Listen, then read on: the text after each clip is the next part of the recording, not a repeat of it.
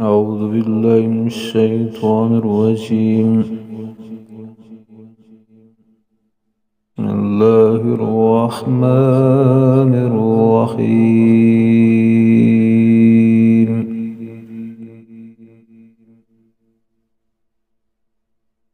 وقال لهم نبيهم إن آية ملكه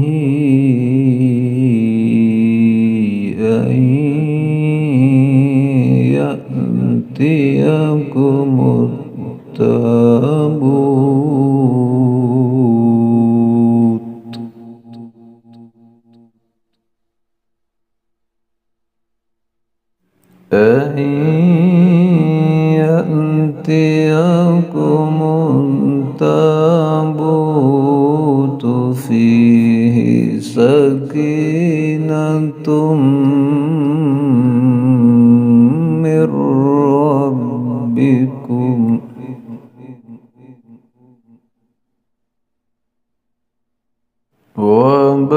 وبقية مما ترك آل موسى وآل هارون تحمله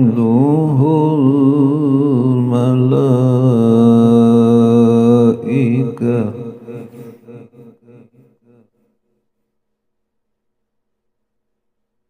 إن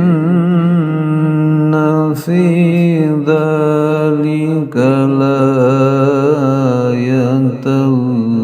لكم إن